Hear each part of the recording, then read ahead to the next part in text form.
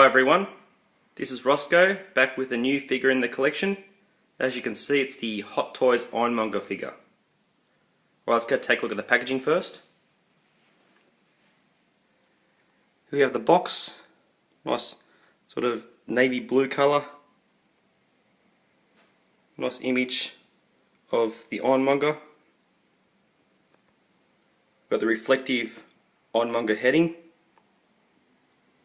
It's not mirror finish, but as you can see, it's sort of this silver look to it.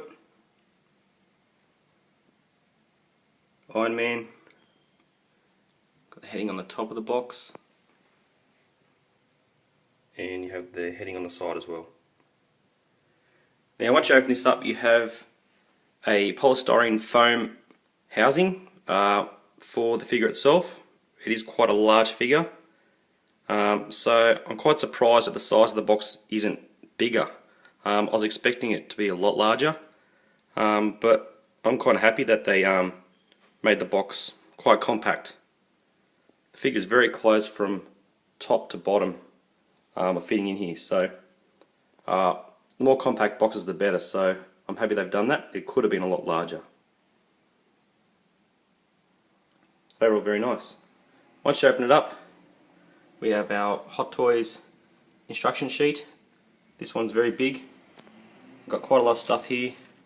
The do's and don'ts, how to move the working pistons and operate the light functions and how to put the head sculpt in, so on and so forth. So it's good that it's come with that. It's quite comprehensive. So I know some other instruction sheets they leave a lot of things out, but this one's pretty good. So you'll need that. Also comes with the Jeff Bridges head sculpts. Very nice quality, very realistic. Looks very much like the Kevin Flynn from Tron, except they've sculpted it without the hair. So overall they've done I think an excellent job of that. Now it comes with the necklace, with the pendant. You get the rocket for his rocket launcher. Thought this was metal, but when I took it out it's actually plastic. You get the two sort of afterburner parts to attach to the back of his legs to have him in flight mode. They're quite detailed. Nice metallic look to them. They're plastic. Got those two little slots there, which I'll show you soon where they go. So that's quite cool. I'm having him just in a normal look, so I won't be adding those, but they're quite cool that they've come with that. Now onto Iron Monger himself. This figure is absolutely huge.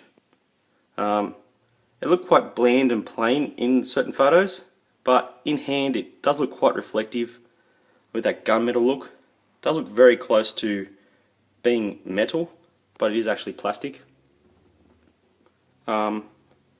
It's still, because of its size, it is quite a sturdy figure, but it is light, to say the least, like for its bulk. Not as heavy as I thought it was going to be, but it's absolutely massive. Now, having him stand up completely without his knees bent, he's about similar height to Jake Sully, but having him crouched down a bit, like more of the bend in the hips and the knees, it has shrunk him quite a bit. So my Jake Sully sort of now stands about this tall compared to him. So depending on how you pose him, it can be quite tall. I know a few people complained he was shorter than he should have been in the movie, but I don't think he is.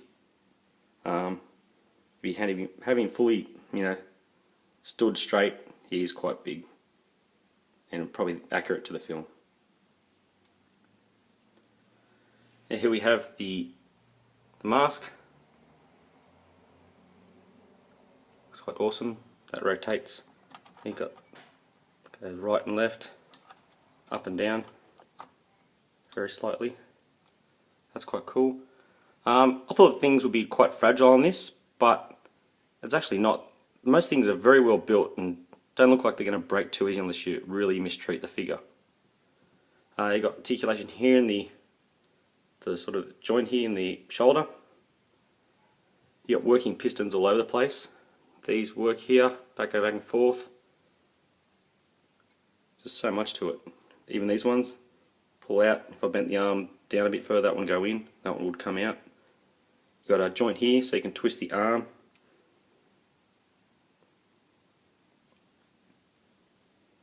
So he's got 4 large fingers. They all bend in different spots. So you can sort of bring these out, if I can at the moment. That one can come out. Straighten out there like that, so you can have him pointing. You got like the thumb part there, so there's 4 there all up. You got the machine gun here, which can spin. You push that back. It's quite cool. All the different ammunition sort of reels, and it's absolutely massive. Looks absolutely awesome. Looking at this piston here. You got to be careful how you rotate things. You got to move one thing at a time. A lot of people might be their instinct just to rush at it, you know, bend it to where they want. But bending it here, not holding it properly, could bend things in other places, which could cause them to bend out of place and snap. So make sure that you hold this section and bend that one first. Bend this part secondly, and then move the arm to the shoulder. Don't try to do it all at once, because that can cause you a few dramas, I think. Here we have the back.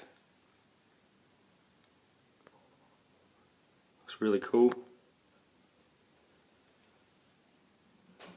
Here's the other arm. You obviously got the rocket sort of section here. That's sort of fixed, I think. Looks really cool. You got nice sort of hip articulation there, and then you got these parts that will twist once you've actually posed it up and down. So you get a nice sort of stance out of it. It's not hindered in any way, despite having all these parts here, all these piston looking parts here. You got the massive feet.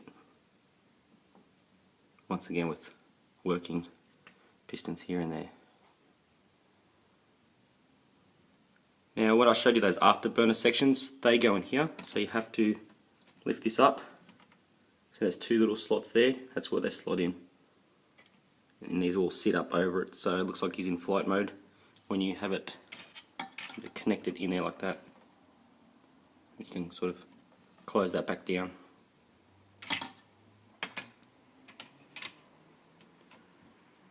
A few people had issues with cracking on this section. It's like a factory problem.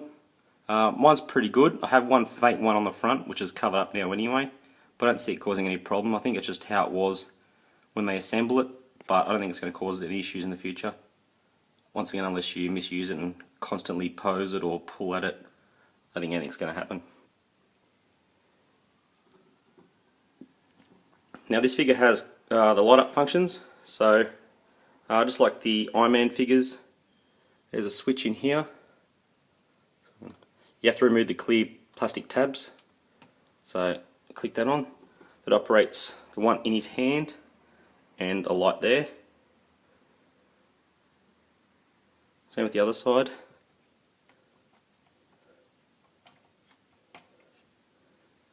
Have the light once again in his hand.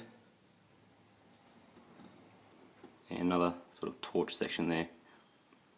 Now to turn his arc reactor on and the eyes,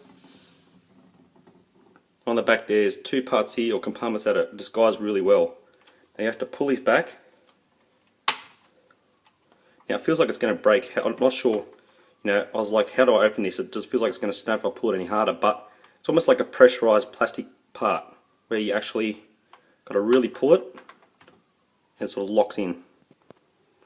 See that little plastic section there? It sort of stretches a bit, this part here. And then we have our switch. So we can flick that on. And on the other side, same deal. You have to open that up just like so. Feels like it's almost going to break. And you have the inner section here, which where the rocket launcher is. You have to slide this across, out of the way. Now this is quite difficult, especially to do with one hand, which I've got at the moment, the other holding the camera. You have to slide this part right out as far as you can. It took me a while to loosen it up. It is quite stiff to get it up, and then that actually tilts over the top of this piston rod. And once you've got that out, then you can actually slot the rocket in. So I'm not going to pull that out today, but you sort of get the idea of how to get that out.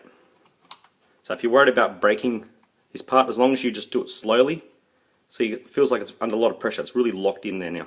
You sort of pull it and it will flick back really hard like that. So, and click back up like so.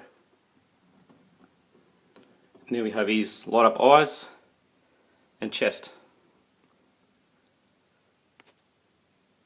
Now, to open up the chest, it is quite difficult. I'm going to give it a shot doing it with one hand, but what you need to do is open this section here.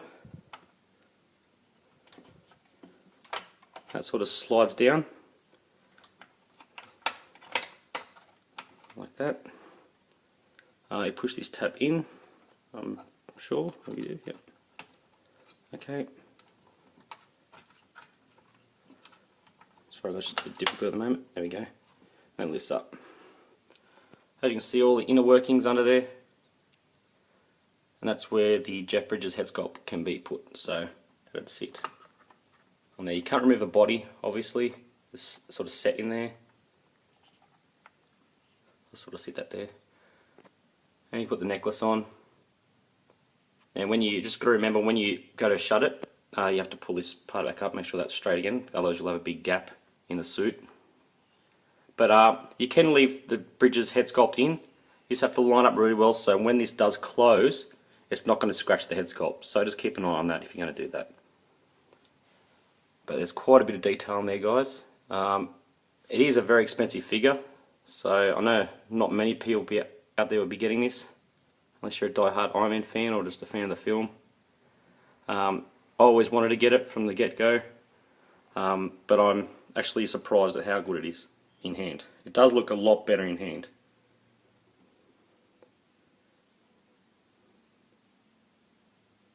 So there he is, guys.